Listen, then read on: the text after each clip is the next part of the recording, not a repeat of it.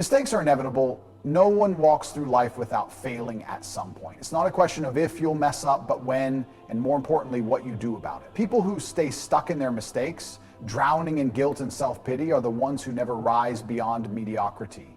On the other hand, those who understand that their response to failure is what truly matters are the ones who break through to success. It's not about the mistake itself, it's about how you react, how you learn, and how you move forward. That's what defines you. Most people get it wrong. They think once they've failed, they're done. They label themselves by their past errors. I'm a failure. I'm not good enough. I always mess up. That's the biggest lie they could believe. God's grace is bigger than your failures, but if you don't understand that, you'll keep walking around like a defeated man. The truth is, mistakes don't define you. What defines you is what you choose to do next. Will you learn? Will you adjust? Will you fight for a better future? Or will you sit there, crippled by regret, letting your past dictate your potential? Weak people let their mistakes own them. Strong people own their mistakes and turn them into lessons. When you look at the most successful people in the world, do you really think they never failed? Do you think they never made bad choices? Of course they did. The only difference is they didn't quit. They didn't let their mistakes become their identity. Instead, they used failure as fuel. They took responsibility, they corrected their course, and they kept moving forward. That's the mindset of a winner. People waste too much time looking backward. Regret is paralyzing. It keeps you locked in a moment that no longer exists, preventing you from stepping into what God has for you next. Think about it. If you're always focused on what you did wrong, how can you see what's ahead? How can you recognize new opportunities when your mind is still replaying past failures? You can't. That's why regret is a waste of time. It's not helping you. It's not making you stronger. It's keeping you weak. God didn't create you to be weak. He gave you grace so you could move forward, not stay stuck. You have to understand something. Your failures are lessons, not life sentences. Every mistake you make carries wisdom, but only if you have the courage to extract it. If you ignore the lesson, you're setting yourself up to repeat the same failures over and over again. That's the reality. But when you learn, when you adapt, when you grow from it, that's when you step into your true power. Now, some people say, but I've made too many mistakes. Wrong, that's just an excuse. There is no such thing as too many mistakes when God's grace is involved. Grace means you always have another chance, but only if you're bold enough to take it. You don't get to sit in your failures and use them as an excuse to stay weak. You don't get to complain about your past when God has given you everything you need to move forward. The only real failure is refusing to get up. The only real defeat is choosing to stay the same. Your mistakes are not the problem. Your response is. If you want to win in life, you need to shift your mindset. You need to stop seeing failure as the end and start seeing it as a stepping stone. You need to stop identifying yourself by your past and start claiming your future. God's grace has already cleared the way for you. The question is, are you going to walk in it? Regret is one of the most dangerous traps a person can fall into. It's a waste of energy, a waste of focus, and a waste of time. Yet most people let regret consume them. They sit around replaying their mistakes in their minds over and over again, thinking about what they should have done differently. It's a cycle that leads nowhere. What they don't realize is that regret doesn't change the past, and it certainly doesn't build the future. It only weakens them. Strong people don't dwell on what went wrong. They take action. They correct, they adjust, and they move forward. That's the mindset that separates winners from losers. The reason regret is so dangerous is that it keeps people stuck in an illusion. They convince themselves that by thinking about their mistakes long enough, they can somehow fix them. That's not how life works. The past is over and finished. No amount of guilt or self-punishment will rewrite it. The only thing you can control is what you do next. But if your mind is locked in, you won't see the opportunities ahead of you. You'll be too busy looking backward to move forward. That's how weak people operate. They waste years of their lives mourning over things they cannot change while their future slips away right in front of them. God's grace is the ultimate proof that regret is useless. If He's already forgiven you, why are you still punishing yourself? If He has given you another chance, why are you still crying over the last one? Regret isn't noble. It isn't productive. It's a form of self-sabotage. It's a way of keeping yourself small and weak instead of stepping up and owning your potential. The moment you truly understand grace, you stop letting regret control you. You stop living in the past because you realize God didn't put you on this earth to be a prisoner to your own mind. People who live in regret are running from responsibility. They think punishing themselves is enough, but it's not. Real accountability isn't about sitting in guilt, it's about making real changes. It's about taking control of your life and refusing to repeat the same mistakes. That's what strong people do. They don't waste time apologizing to themselves over and over again. They fix what needs to be fixed and they move forward with purpose. Regret is an anchor. It weighs you down, slows your progress, and robs you of the strength you need to build a better future. Some people carry regret for years, even decades, never realizing that it's the very thing stopping them from reaching their full potential. They don't see that their obsession with the past is what's keeping them from stepping into what God has for them next. The only way to break free from regret is to understand that it serves no purpose. It's dead weight, and if you don't drop it, it will drag you down forever. Every minute you spend in regret is a minute you could have spent improving your life. Every hour you waste thinking about past mistakes is an hour you could have used to build something better. Regret is a choice. You can either let it control you or you can choose to move past it. God's grace gives you the freedom to leave regret behind, but you have to be bold enough to accept it. You have to make the decision to stop looking back and start moving forward. The future is yours to create, but only if you have the courage to let go of the past. Pain is the greatest teacher you will ever have. Every single mistake, every failure, every setback, it all carries a lesson. The problem is, most people are too busy feeling sorry for themselves to see it. They get knocked down, and instead of learning from it, they complain, they make excuses, they blame their circumstances, other people, or even themselves in a way that keeps them weak instead of using the pain to become stronger. That's the difference between those who succeed and those who stay stuck. The ones who rise are the ones who embrace the lesson hidden inside the pain and use it to fuel their growth. Pain is unavoidable. You will experience disappointment, failure, and hardship at some point in life. The question isn't whether you'll go through pain, the question is how you will respond to it. Weak people run from it. They avoid discomfort, numb themselves, and hide behind distractions instead of facing reality. But those who understand the power of pain use it as a tool. They analyze what went wrong, take responsibility, and make sure they don't repeat the same mistakes. They don't let pain break them, they let it build them. When you fail, you have two choices. You can waste the pain by feeling sorry for yourself, or you can use the pain to become better. Every mistake you make is an opportunity to learn something crucial about yourself, your mindset, and your approach. If you ignore these lessons, you're setting yourself up to fail again in the same way. That's why so many people stay stuck in cycles of failure, because they refuse to acknowledge what pain is trying to teach them. Instead of growing, they remain victims of their own ignorance. They complain about why life is unfair, when in reality, life has given them all the tools they need to win, they just refuse to pick them up. Pain teaches discipline. The people who succeed in life are not the ones who had an easy ride. They are the ones who endured setbacks, learned from them, and came back stronger. If you touch fire and get burned, you don't touch it again. The pain teaches you a lesson. The same applies in life. If you go through betrayal, failure, financial struggles, or heartbreak, there's always a lesson embedded inside that experience. You have to be willing to find it. God's grace allows you to move past your mistakes, but grace does not remove the responsibility of learning from them. If you keep making the same mistakes over and over, that's not failure, that's stupidity. That's weakness. The point of pain is to refine you, not to break you. If you can shift your mindset to see failure as a lesson instead of a curse, you become unstoppable. You start seeing life differently. You stop fearing failure because you realize that failure is just another form of education. The strongest people are not the ones who never fail. They are the ones who fail, learn, and never make the same mistake twice. They are the ones who take their pain and turn it into wisdom, strength, and resilience. That's how you grow. That's how you develop real character. That's how you become the kind of person who can handle real success. Because if you can't handle failure, you won't be able to handle success either. Success requires endurance. It requires the ability to take a hit, learn from it, and keep moving forward. God's grace gives you the ability to start again, but pain gives you the wisdom to do it better the next time. If you're smart, you won't waste your struggles. You won't let your failures be meaningless. You will take every ounce of pain and use it to sharpen yourself into the strongest version of who you were created to be.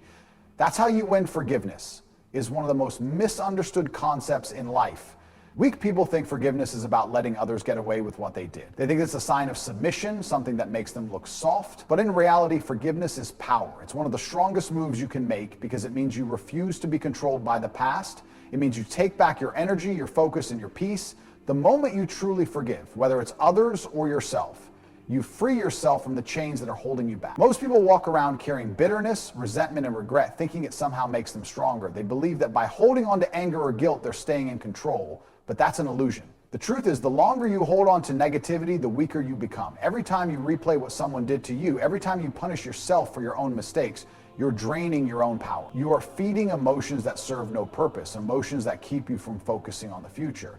That's why forgiveness isn't about the other person, it's about you. It's about making sure that nothing in your past has the ability to limit your future.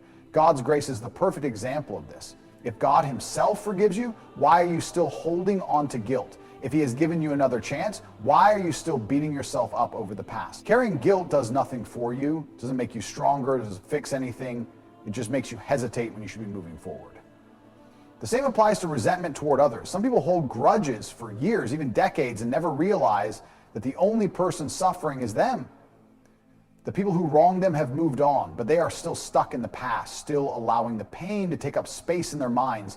That's not strength. That's self-inflicted weakness. Real strength is being able to look at a situation, learn from it, and release it. That doesn't mean you forget what happened. That doesn't mean you allow people to walk all over you. What it means is that you refuse to let those experiences define you. Forgiveness doesn't mean you let someone back into your life. It means you no longer allow them to control your emotion. It means you stop letting negative energy dictate your decisions. The same applies to forgiving yourself. Too many people let past mistakes haunt them to the point where they sabotage their future. They keep reminding themselves of what they did wrong instead of focusing on how they can improve. That's a losing mindset. If you keep looking in the rearview mirror, you're going to crash. God's grace was given to you for a reason. It's not so you can sit there and cry about your past. It's so you can stand up and walk into your future without hesitation. Forgiveness is not a feeling, it's a decision. It's a commitment to stop letting the past rob you of your present and your future. The moment you forgive, you take back control. You stop letting what happened define you, and you start focusing on what's ahead. It's not about being weak. It's about being wise. It's about understanding that your energy is better spent on growth, success, and purpose rather than on bitterness, regret, and negativity. The choice is yours. You can either stay in the cycle of anger and guilt, or you can step into the freedom that forgiveness brings. You can let go of the weight and move forward with power. God has already given you grace. It's time to use it. Discipline is the real proof of transformation. It's easy to talk about change, to say you've learned from your mistakes, or to claim that you're going to do better. But words mean nothing without action. The only way to show that you've truly moved past your failures is by the way you live. God's grace gives you a second chance, but discipline is what ensures you don't waste it. Without discipline, you will keep repeating the same cycles, making the same mistakes, and wondering why your life isn't changing. Most people think change happens overnight. They believe that just because they regret something, they have automatically changed. That's a lie. Change is a process, and it requires effort. It requires making daily decisions that align with the person you want to become. You can't just pray for transformation and then go back to the same habits that led to failure. That's not growth, that's delusion. Discipline is the bridge between failure and success, between who you were and who you are becoming. If you truly want to improve, you have to prove it with your actions. Look at how most people handle mistakes. They mess up, feel guilty for a while, and then slowly slide back into the same behaviors that caused the problem in the first place. They tell themselves they'll do better next time, but without discipline, next time just becomes another repeat of the past. This is why some people live in a constant cycle of failure. They rely on emotions instead of commitment. They think motivation is enough, but motivation fades. Discipline is what keeps you moving when motivation disappears. God's grace is an opportunity, not a free pass. It's not an excuse to keep messing up, thinking you'll always have another chance. That's weakness. If you truly respect the second chances you've been given, you will do everything in your power to make sure you don't waste them. That's what separates strong people from weak ones. Weak people take grace for granted. Strong people take responsibility and build the discipline necessary to ensure they don't end up in the same position again. Real transformation is uncomfortable. It requires making decisions that go against your old habits. It means saying no to things that once controlled you. It means waking up early, putting in effort, staying focused, and refusing to let distractions pull you back into your old ways. That's why most people don't change. They want the benefits of transformation without the sacrifice that comes with it. But you can't step into a new life while holding on to the habits that ruin your old one. Discipline is not just about avoiding mistakes. It's about building a life that reflects the lessons you've learned. It's about making sure that every action you take moves you forward instead of backward. When you truly embrace discipline, you don't have to rely on willpower alone. Your habits start working for you. You start becoming the type of person who naturally makes the right decisions. Not because it's easy, but because you've trained yourself to do so. Some people wait for the perfect moment to change. They tell themselves they'll start next week, next month, or when they feel ready. That's an excuse. If you're serious about transformation, you start now. You don't wait for the right mood, the right conditions, or the right timing. You take control, build discipline, and refuse to be the same person you were yesterday. God's grace gives you the freedom to move forward, but discipline is what ensures you don't waste that freedom. If you truly want to change, stop talking about it and start proving it with your actions. Your past does not define you. Too many people live their lives carrying the weight of their mistakes, allowing their past failures to dictate their future. They walk around believing that because they made bad decisions before, they are doomed to repeat them. That's a weak mindset. The truth is, your past is just a lesson, not a life sentence. No matter what you've done, no matter how badly you failed, God's grace is bigger than all of it. The only thing that can keep you stuck in the past is your own refusal to let it go. People love to label themselves based on what they've been through. I'm a failure. I always mess things up. I'm not good enough. These are all lies. The only reason these lies feel real is because you keep repeating them to yourself. The past only has power over you if you keep feeding it. If you keep revisiting the same guilt, shame, and regret, you are choosing to stay trapped. But if you decide right now to stop allowing your past to control your present, you take back the person you were yesterday is gone. The only thing that matters is what you do today. Some people never move forward because they refuse to forgive themselves. They believe that because they made mistakes, they don't deserve another chance. That's a weak excuse. If God himself has already forgiven you, who are you to hold yourself hostage to the past? If you continue punishing yourself, it's not because God is holding you back, it's because you are refusing to let go. And the longer you hold on to your past, the more time you waste. Regret doesn't change anything. It doesn't fix the problem. It only keeps you weak and distracted while life moves forward without you. Look at the most successful people in the world. Do you think they never failed? Do you think they never made bad decisions? Of course they did.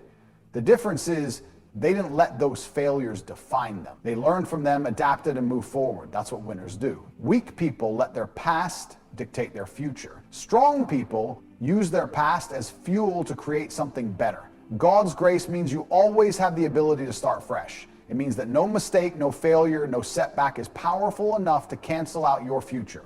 The only thing that can stop you is you, your mindset, your decisions, and your refusal to take action. Some people spend years reliving their failures instead of getting up and doing something about it. That's a waste of life. The longer you focus on the past, the more opportunities you miss. The longer you sit in regret, the more you delay your future. You either let go and move forward, or you stay stuck and waste your potential. Changing your life isn't complicated, it's simple. Stop looking back and start taking action. Stop replaying your mistakes in your mind. Stop identifying yourself by your past failures and stop making excuses. You are not the same person you were when you made those mistakes. You have learned, you have grown, and now it's time to apply that wisdom. Your past has no power over you unless you allow it to.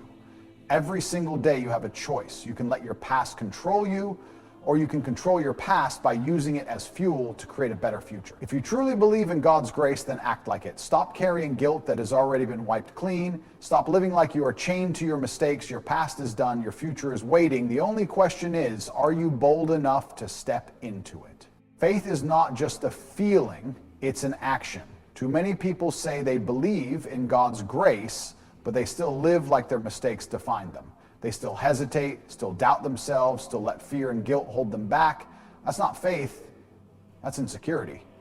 If you truly believe that God's grace is bigger than your mistakes, then you need to start acting like it. Faith means stepping forward even when your past tries to pull you back. It means making bold moves even when doubt whispers that you're not good enough. It means trusting that you are not the same person you were when you made those mistakes, because grace has given you a new start.